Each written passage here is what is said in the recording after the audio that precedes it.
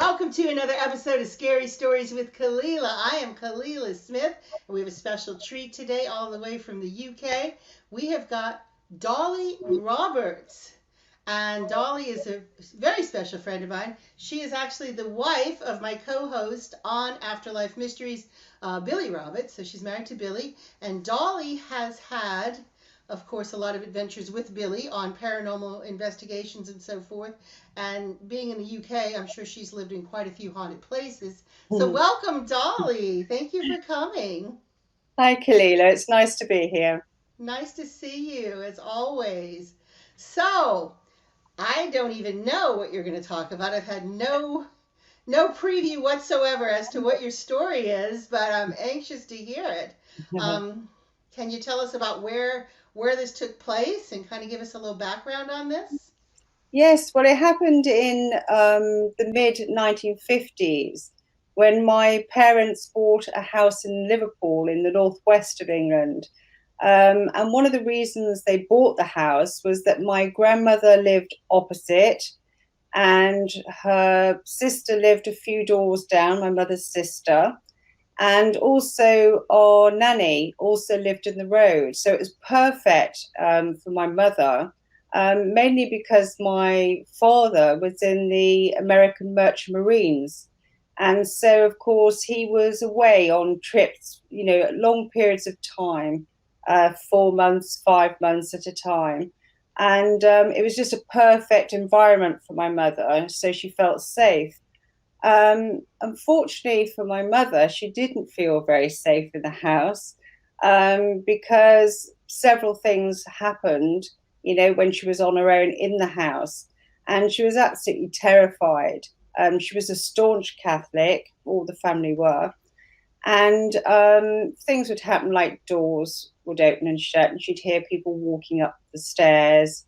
And then my sisters at the time, I've got three sisters, they were boarding.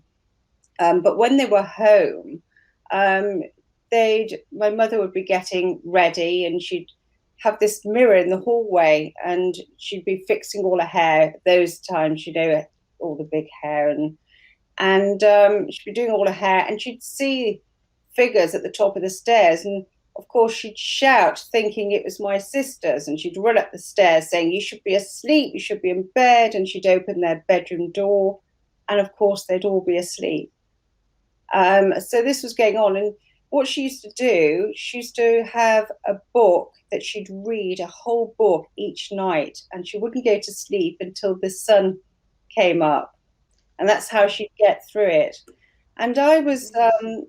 born in 1964, and in my bedroom, I had a little cot that I slept in, and from a very early age, I remember this man who obviously I just thought was part of the family, and he used to sit in my bedroom and talk to me and tell me stories and nursery rhymes, and I remember him distinctly.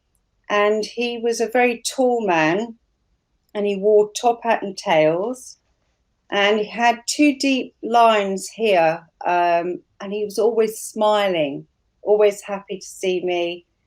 And I can only say I just thought he was just another person, another part of the family. And he used to talk to me all the time. And my mother used to stand outside my bedroom door and listen to what was a two-way conversation, but obviously she could only hear me answering questions or speaking. And she'd bring her friends to listen, and they all, used to think it was quite spooky. And also, I had a playpen in another room. Like the top floor was my playpen, and she used to come up there, and I'd be sitting in my playpen, which had an abacus on the side, and this man used to sit on the floor, and he used to teach me numbers, and my mother used to watch the beads going up and down. She could see them moving as he was doing what he did, but she couldn't actually see the man. She just felt him. around, and that I was talking to him. And this went on. I was there from when I was born until I was 4.5. And my parents then decided to move to a different district of Liverpool, a suburb of Liverpool, Mossy Hill. And I was actually heartbroken to leave the house. Apparently, I was dragged from the house, crying, kicking, didn't want to leave the house. And anyway, we moved. And I actually never saw this man again. You hear stories of where they're attached to you or they move with you, and I never saw him again. And it was many years later when I was about 17. And at that time, I was doing lots of exams. Over here, there were O levels. And I was also hoping to go into the American Air Force. So I was doing SAT tests for that as well. And I was very stressed, and I'd gone to sleep in the evening and had this dream that was so vivid. And I was outside the old house, outside the gate, and I opened the gate and walked down the pathway, which was like the Victorian path with all the tiles, the different coloured tiles. And the door opened, and my man was standing there smiling, and he opened the door, and I walked in, and he looked at me, and his face changed, like he was really sad. And then I remember this smell, this really pungent smell, like when a coal fire is put out, that sort of smell. And he took me into a room, each room. And as we went in, it was all charred and burned. And there was furniture in there. And in fact, some of my mother's furniture was in this dream. I remembered it because she left it in the house because it was too big to go into our new house. And that was all charred and burnt. And we went from room to room. And I woke up and I couldn't believe that I dreamt of him after all those years, and I was really upset, very emotional. And sometime after that, my aunt came to stay from South Africa. She always just turned up, and she was with my mother, and they were having a little drink in the evening, just sitting there chatting. And my mother said to her sister, my aunt, Louis, if there's one thing I'd love to do, I'd love to go back to the old house and just have a look and just see what it's like. And she said, oh, Winnie, what a shame. She said, don't you know? She said there was a fire and the house burnt and they had to demolish it and there's nothing there now. Wow. Wow. Yes, so I got little goosebumps when I heard it. I just thought, how remarkable. That's amazing. And you never found out who this man was? Have y'all ever No. investigated it to see if you could maybe find out historically if he was, I mean, obviously he was connected to that property Yes. and, maybe it'd be I would interesting. yes, I would have loved to because my mother bought it off a Jewish friend. She had a lot of Jewish friends, but the people she bought off, she didn't know. But I would have loved to have actually gone back. That's one thing I've thought of recently when I was asked, about this story. I'd love to go back and find out because if I saw a picture of this man, I'd know exactly who he was because Wow. I remember him. So I would love to do that. But this was frightening for your mother, obviously. This is something Yes, I that mean, really yes, terrified her. yes. Well, things like that did terrify my mother. They've never really bothered me. I don't know whether it's because of that. I've lived in many haunted properties since. I had a house in Liverpool that was very haunted, where furniture would move, and but I was never frightened actually in the house. It was a very old house. It was built in 1840, and it was actually built for a merchant, shipping merchants. and it was right by the Mersey. It was in Liverpool, right by the Mersey. And in fact, they had tunnels under the house, apparently, to bring the slaves off the ships and keep in the cellars. Yes, and it was yes, it was a very haunted house. It was mainly haunted by the lady who'd bought the house in 1960s, I think, or maybe before that. Lady Blackler. She owned a department store in Liverpool, and I used to see her a lot, just walking around the house. And of course, because she was well known, there are pictures of her on, in newspapers then, of course, because we didn't have the internet that we've got today. And she used to love my dogs. At the time, I had 4 dogs, and you'd see them run up the stairs onto the landing, and they'd roll over onto their backs, and you'd see their hair moving, or you'd see her stroke them across the head. And I wasn't frightened in the house, but it was just a normal occurrence. The only thing that we did have is we had a west wing, which used to be the servants' quarters, not my servants, but previously in the house. And there used to be a disembodied hand. And I used to be terrified because I used to have housekeepers sometimes, but also I cleaned the house as well. It was a big house. It was 12 bedrooms. It was a lot to contend with. And I used to hate going in this panelled room. And I actually saw the disembodied hand. And at one point it stroked the back of my head. Oh, and I was terrified. I used to hate going in there. And many years later, and in fact, I just met Billy, my husband. I think it was about 2003. I sold the house to developers, and my friend, who was my financial advisor, knew about the house, but the developer didn't know anything about the house, because obviously you don't tell a developer that the house is haunted. You don't go into those sort of details. And apparently I got a phone call from my financial advisor to say that the developer had been in the house deciding what to do with the west wing, how they were going to change it in, because obviously being a big house, to change it into different apartments. And he had been in this room. She said, and you won't believe this, she said, I don't know whether he's hallucinating, but he said he saw a hand just on its own, and it came towards him. She said, and he's run out the house screaming, and he won't come back in. So I thought that was quite funny.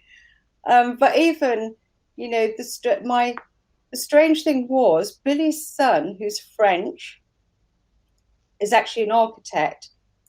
And at the time, architects were brought in to decide what to do with the house. And the architects also refused to go in the house. So they sourced an outside architect, and they happened to pick this architect in Manchester, I think he was, and it happened to be Billy's son. And he hadn't actually met me then, and he came to the house, and of course he was going around the house, and obviously some of my furniture was still there, photographs were still there. And although he had seen me, a picture of me, he didn't realize that it was me until he was actually in a room and he saw a picture of me, and he said, I'm sure that's my father's girlfriend. And it was. And we spoke later, and he said he was absolutely terrified in the house. He went down into the cellars, he said, and I couldn't stay there. He said, because I could hear noises, I could hear clanging of what sounded like chains. Yes. Gosh. And he also said that there was a huge rat which must have got up through the cellars. He said it was the size of a small dog. He Oh. said it was that big. That's And scary. he said that's another reason. He said, but the next day, when we went in to the cellars, I brought two people with me, he said, because I was too frightened to go down there myself. He said, and this rat was there, but it was like flat, like everything had been sucked out of it. He Ew. said, but the actual rat was flat. There was no body to it, like something had eaten the outside. That's the stories I remember him telling me. Now, was this really a rat, or was it a ghost of a rat? Was it a physical rat that Well, had? that's it. You see, I wasn't there, so it's only his interpretation Uh-huh. of whether it was real or not, because I don't know how rats could have got up, because many years before they'd sealed those tunnels, obviously to stop things like that. So Right. I don't know how it got there. So I don't know whether it was real or not. You'd have to ask him. Yeah, I don't like rats. Rats are creepy. Oh, I know, horrible. You're very creepy, especially large ones. Hmm. And I'm assuming that on the Mersey, it's probably the same we have here on the river, where you've got these big wharf rats, and they are very huge, and Oh, yeah, yeah, they're very not nasty. nice. Yes. Well, did you ever find out who the hand was? I mean, No, no, I didn't. The other later on, it was bought by a music impresario. I think he had something to do with the Beatles, possibly, um, and he lived there with his children. And I do believe that they thought that they hadn't seen anything happen there. But years later, when I used to take my mother there and we'd have dinner, obviously, because my mother and I were very close and we used to eat a lot together. And she was actually sitting in the kitchen. And where you sat in the kitchen, there were stairs going up into the West Wing. And many a time I'd hear someone walking down the stairs quite angrily, bang, bang, bang, bang, bang, down the stairs. And I'd turn around and I wouldn't see anybody, but I'd hear it going bang, bang, bang. And I'd just carry on what I was doing. And this night, my mother's sitting there with a glass of wine, thankfully, and I'm cooking dinner. And all of a sudden, I could hear bang, bang, bang, bang. And I thought, oh no, not now, not with my mother there. And I turned and I looked at my mother, and I could, because she was carrying on talking, and I thought, oh, you can't hear this. You can't hear it. Thank God for that. And anyway, it's bang, bang, bang. And I looked, but this time, as I'm speaking to my mother, but I've got my eye on the stairs, this man came down the stairs. And I hadn't seen him before, ever.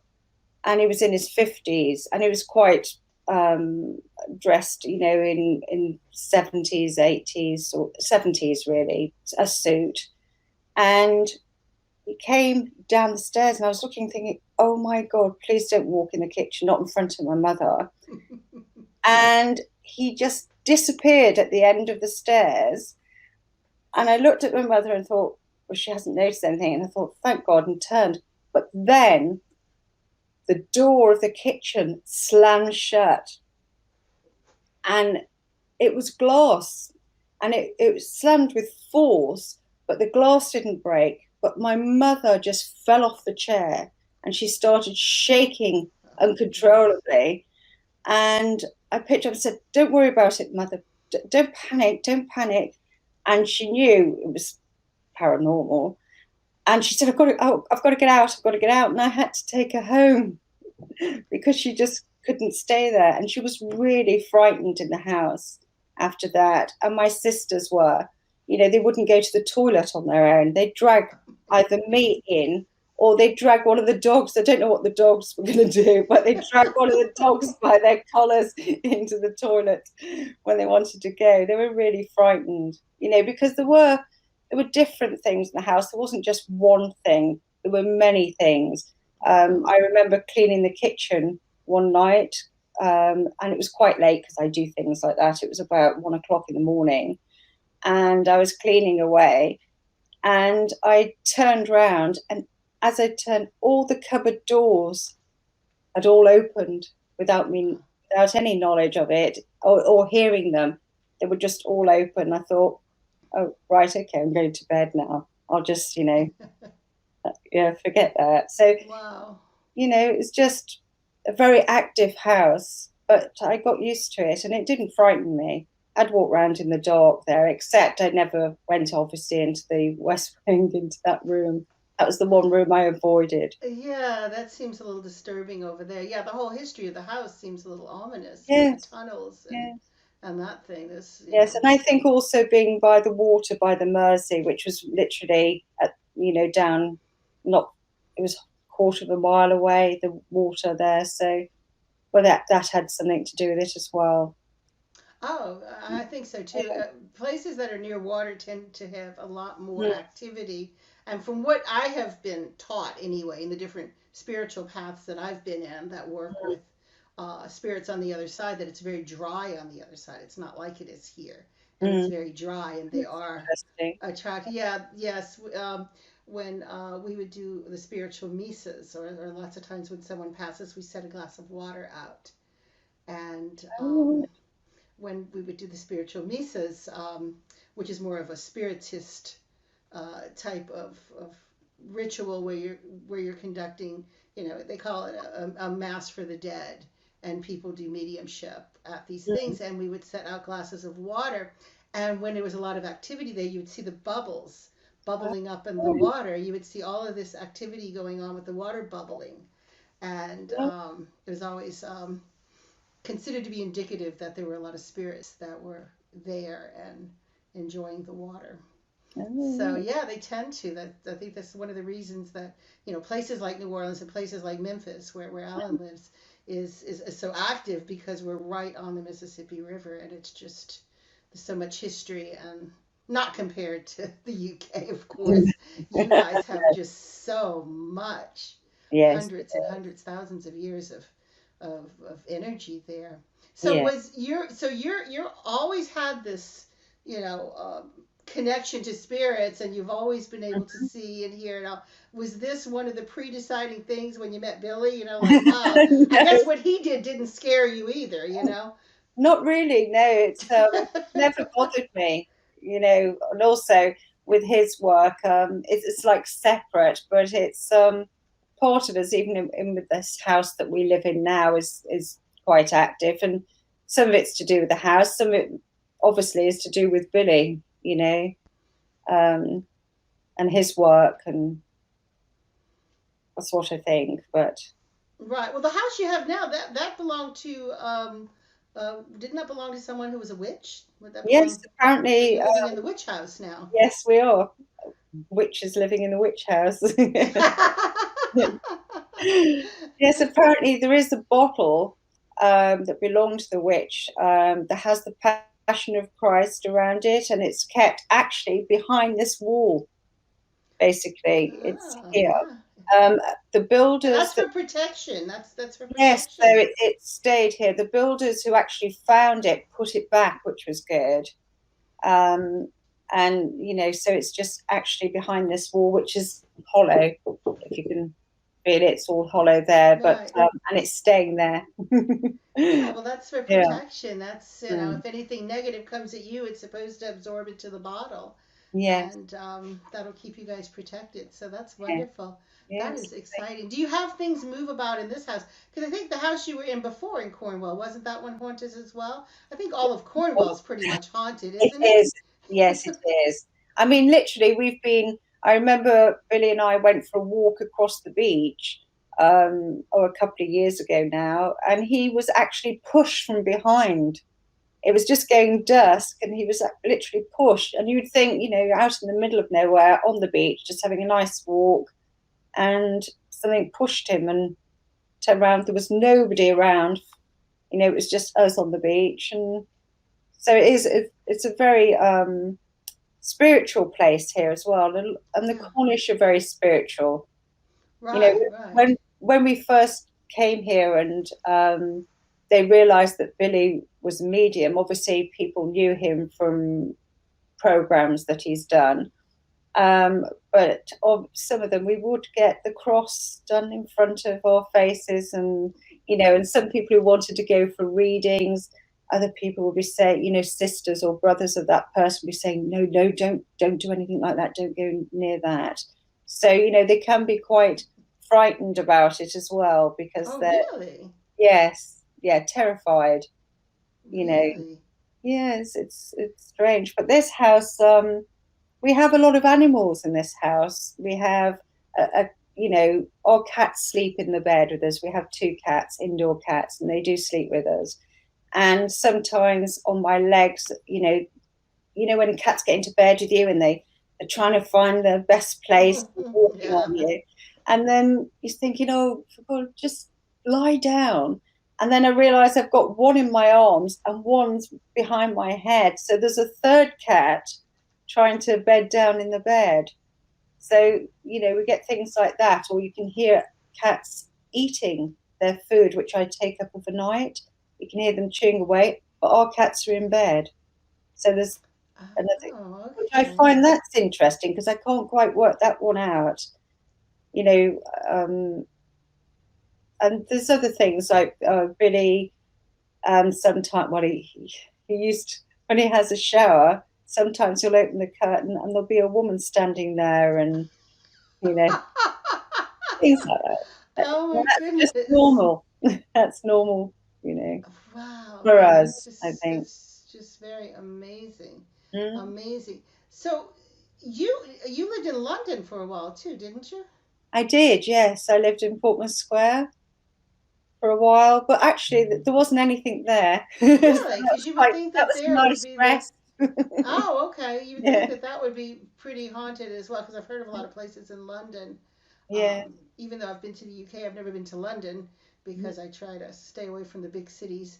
I usually like to stay in the more Yeah, outer ends of things rather than get involved in the big cities when I travel. yeah. But I would think that in London that you'd have a lot of activity there because there's so No, many people there. no, it's funny. I never experienced anything in London. Then again, I was working long hours as well, like 6 till midnight. 6 in the morning till midnight. So I don't know. Wow. Yeah, but I didn't really experience anything in London. Interesting, interesting, interesting. Yeah, I like the idea that there's cats, though, that you've got the cats as well. Yes. Because, a lot of people associate you had a witch living there, and of course the witch had cats. And what a lot of people don't, there's always that association going on. And I find it very interesting because, people who do or are magical paths, as you well know, they have their familiars, they have their animals that Yeah. are actually there.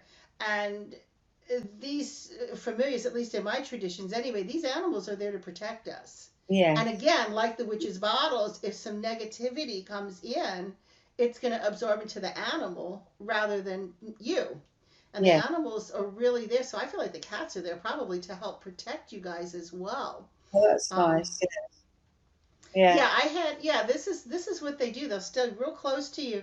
And I had a situation many many years ago. I had somebody who had, for whatever reason, done some magical work against me. Yeah. And I wasn't real sure of it. There was some suspicious activity going on. It showed up at my house.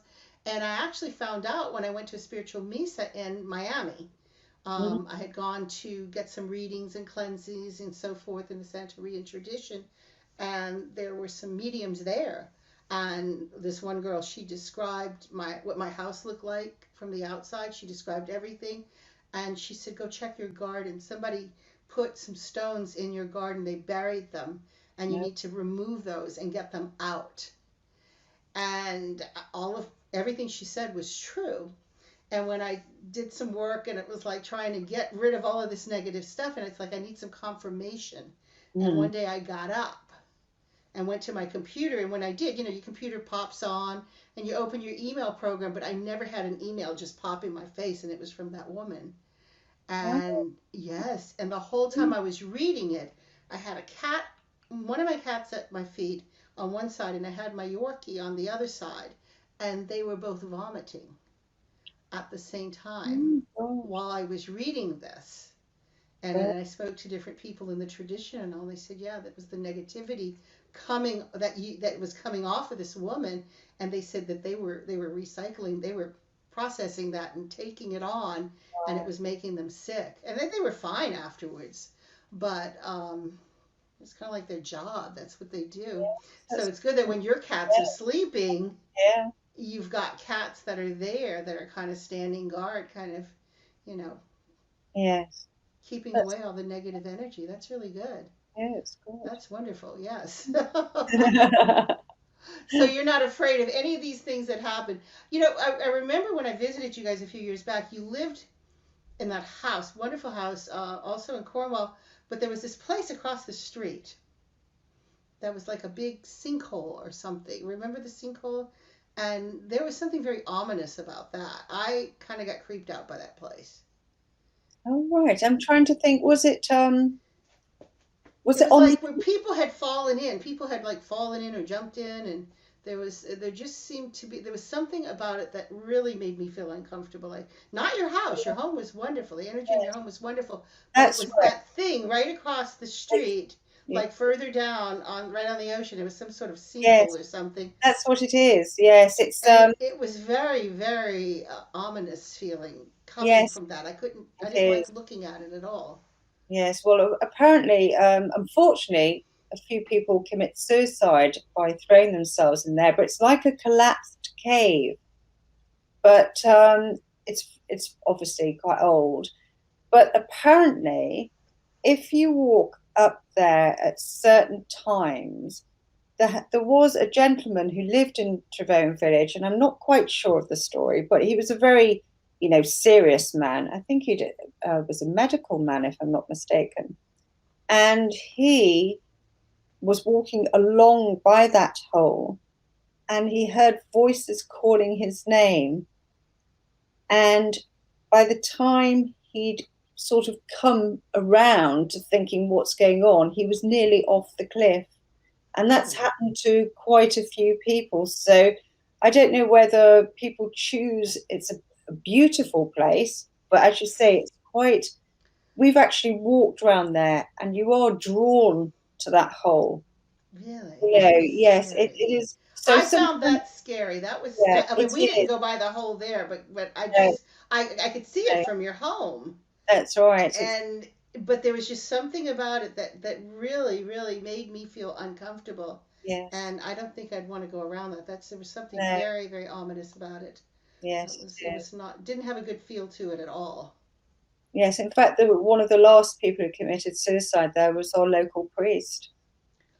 Really? Yes, unfortunately, yes. Oh my goodness, that's Mm, terrible. And yeah. there's certain that people are committing suicide, they're not just falling in, like being Well, called there and then they fall, see, or is it undetermined?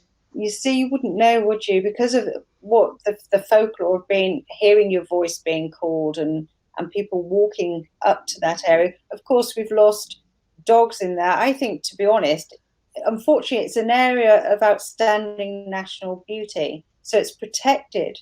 But lots of people would like to have it fenced because of the amount of accidents that do happen there. And of course, Yeah, dogs actually running and falling in that hole as well. We have a lot of that. The Coast Guard's here quite a lot because of that. So, oh my goodness. And as you it just say, sink, it you just wouldn't drops know. off into the ocean, or I never really asked what was in it It's because actually, it just made me feel so uncomfortable. It was like I don't want yes, to know. I mean, it's quite a drop, and you go into the sea and obviously pulled out into the ocean.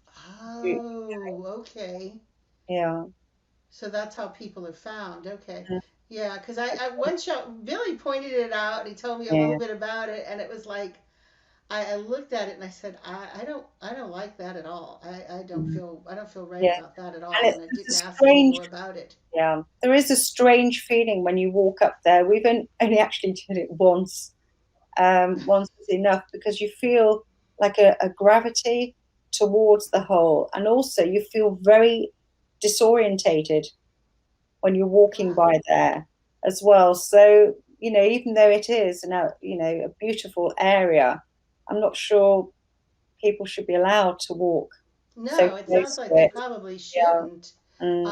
That's really strange. Do you have any areas around there? I mean, like here, for instance, like right off of the coast of Miami, I felt kind of that gravitational pull, but you've got the Bermuda Triangle, and Yeah. nobody's real certain what that is. Yes. But there's that Bermuda Triangle, and there's another one up, and it's I think in the Sea of Japan that they call it's another Devil's Triangle, Yeah. where strange things have happened. But I know that when I was like right on the edge of it, on this particular shoreline in South Florida, you could actually feel like a gravitational pull. It was like pulling Mm. you towards it. It was almost some sort of, magnetic kind of pull, electromagnetic Yeah. kind of pull.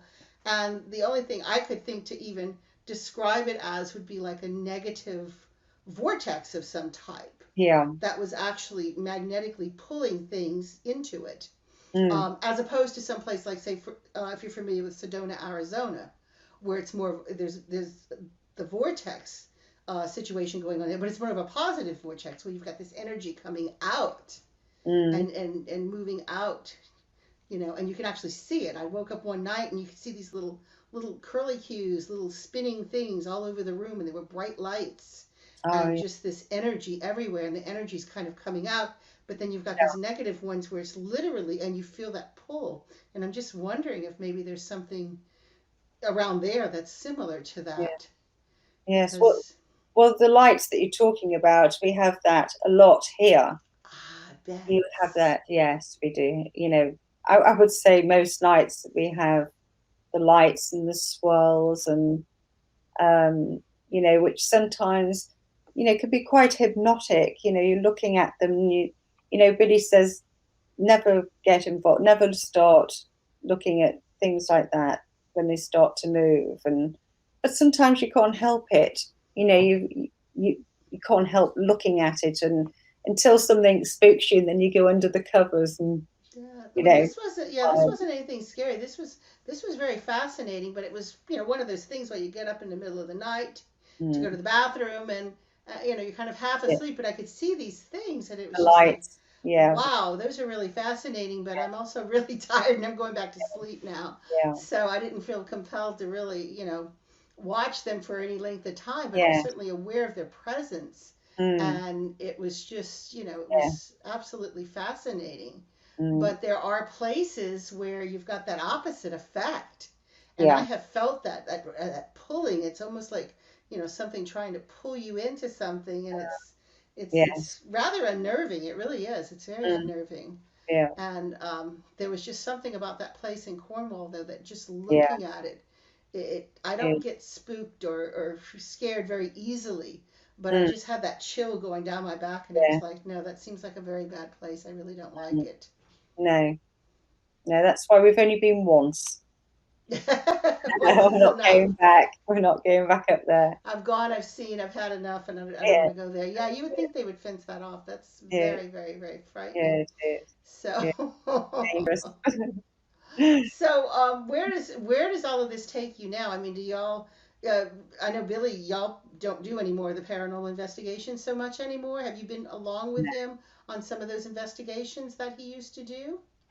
Yes, we used to, but of course now I'm not saying it's just going down and staying up till these 2 o'clock in the morning. I don't know whether we're getting a bit too old for that now, because obviously some of these vigils go on all night as well. Oh, Uh, right, yeah. you know, um, but when he's doing programs, obviously I'll travel with him, as we did with most haunted and things like that. Um, but now I think we've done enough of that. It's not really, he's writing so much now. We don't have the time as well, to do Right, that. right, yeah, yeah. We're working on quite a few projects here, and Yes, a hopefully we'll lot of get those projects. wrapped up too. Yeah, Yeah, we're trying it's to a get lot the of fun. books done. It's a lot of fun. Yeah, Yeah, yeah.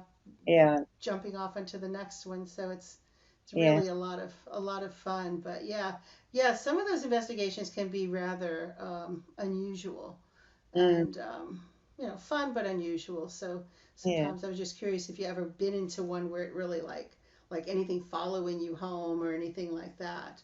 Well, Because you seem to attract it. You seem to yeah, definitely attract it. I think the one that sticks out for me is one of the most haunted. Might have been, I don't know whether it was live or it was. Oh no, it was Denby, where they filmed there, and Billy was doing what he does, and we got back to the green room, and I remember when he was filming, he'd said that he'd seen this woman, a very sort of stern woman, and she had her hair up, I think, in a bun, if I remember. And he described her in a long, I think she had a long skirt on and a blouse, and her name was Elizabeth Blunn, if I remember correctly. And obviously, this was going out on live television. And anyway, when the filming was over, we obviously went back to the hotel that we were staying in near the location. And Billy said, "Oh, I've got to go and have a wee." And off he went into the toilet. And he came back and he said, um, "You're not going to believe this." He said, "She's in the toilet." Now that was unusual. And I said, "Well, what do you mean she's in the toilet?" He said, "Well, Elizabeth Blunt is I've just seen her in the toilet, and she actually followed us for some time." Wow. So I do remember that. Well, I didn't see her, but obviously, I think she spoke Billy. I think Right. he must have got rid of her in the end because he hasn't mentioned her since. No, I can imagine. I can imagine. Yeah, because sometimes So, things do kind of stick with you. yeah. And you seem to be like a magnet for it yourself, you know? So you seem to be very aware of a lot of that stuff going on. Mm-hmm. And one of the reasons I ask is because I'm actually going to be going pretty soon to see a plantation Oh, that Billy and I investigated back in 2003. all right. The Woodland Plantation. It was the Oh, plantation that yeah. was used for the PlayStation Ghost Hunter game, Ghost Mm-hmm. Hunter 2.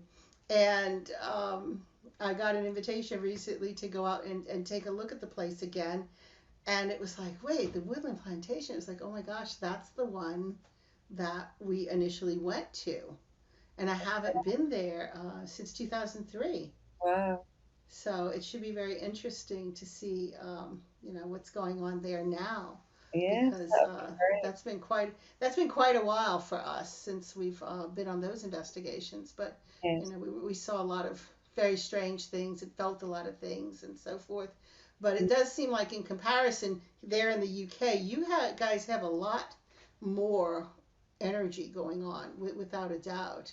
And I Yeah. think it's probably because all of the spiritualism and so forth that's in the area, and the Yeah. people just keeping that alive and just energizing it.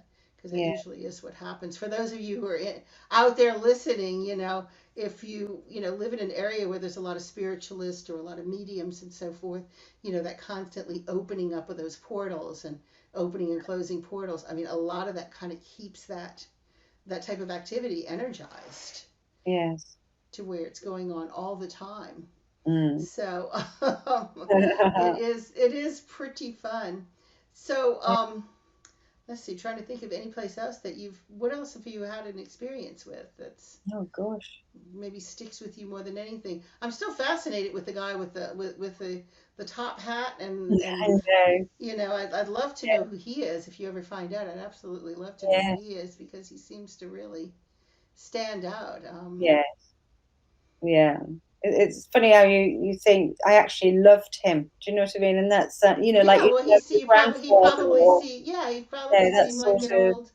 grandfather or something. And that's why I was wondering if he was connected to the house, or if he was maybe connected to you, because Mm, sometimes we have, when some people are small children can see things, and yeah. lots of times small children will see a grandparent that's passed, or even a great grandparent that they didn't know, but who knows them, and Yeah. they'll appear to them, and maybe that's who he was. But it would certainly seem like, if that's who he was, he would have maybe followed you from Yeah. place to place. So the fact that's kind of a mystery right there, is that Yes. he stayed with the house, but then he came back to tell you in a dream that the house had Yes. burned.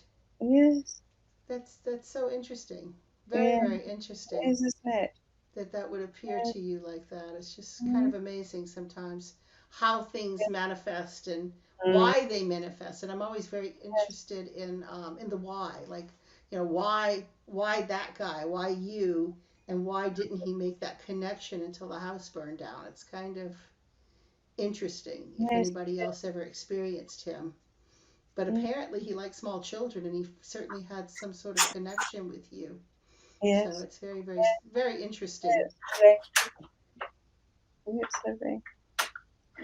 Hi, well, we've got just a few more minutes, so anything else going on with you that how is your studio going? You have a studio out there in Cornwall, We have, and if you want to give us a little information on that, I mean, people in Cornwall who are interested in the studio because you have a lot of healers that are there, or you do a lot of healing, or what yes, exactly we have, goes on in the studio? yes, we've got a little studio called the Serenity Studio. Unfortunately, it's been closed for a year Oh, due to because of COVID. COVID. Obviously, because doing one-to-one treatments, Billy runs meditation courses there. He does some of his workshops there. Well, of course, he couldn't do that. And also, we have Reiki teachers, acupuncturists, aromatherapists. That's one to one. So we couldn't do that. But obviously, now we can open again, Yeah. which we're doing within the next few weeks, Okay, um, great. safely. We're just going to do it safely. I'm not quite sure about the one to one treatments yet Right. because of the fact, we're only just getting vaccinations now through, and obviously that's going to take a couple of months. But we're just going to do it slowly. Whether Billy will be doing some meditation, if we can get him back to work, that will be good. Yeah, he'd probably enjoy that. Well, how Yeah. does one, if somebody's in the Cornwall area and they're a healer and they want to get involved in this studio that you have, how do they get in touch with you about the studio? If they get in touch with me, my email address is dollyroberts@sky.com. So it's quite simple. Um, or you can look up on the internet Serenity Studio Cornwall, and you can actually email me through that website as well. So, either way, I could, give them more information. Okay, well that's great. Yeah, because I think with everything that's been going on with the lockdown and the quarantine and all of this, people having these illnesses and trying to get these vaccines and everything, I think people are going to be ready for a little bit of Oh, meditation no. and some healing Yeah. work. Yes. I think Probably now that desperate we've for it. Yes. yeah, yeah. Yeah. Some healing work really needs, energy work really needs to be Mm, going on with people. you Well, do. thank you so much, Dolly. Thank you. You're very welcome, Um, Kalila. yeah, thank you so much. So, again, her email address is dollyroberts@sky.com, and her studio is the Serenity Studio Cornwall. So that's how you want to get in touch with her. And there we go. We got a little Okay. thing down here that shows your email address. So, people can get in touch with you and ask you when your classes are going to start, or if there's any, instructors out there or, healers out there that want Mhm. to get in touch with you because I think Yes. that'd be great. I think a lot of Mhm. healing needs to go on, especially, with you guys out by the sea and people, Yes. the travelers and everything that are Perfect. coming out. Yeah, it's a So, all perfect right. place. Yes. Well, thank you so much, Dolly, for coming on. It's been fascinating and it's always a pleasure to see you. Thank you Oh, so much. And thank you all for tuning in for another episode of Scary Stories with Kalila. We'll see you guys next week. Have a great night.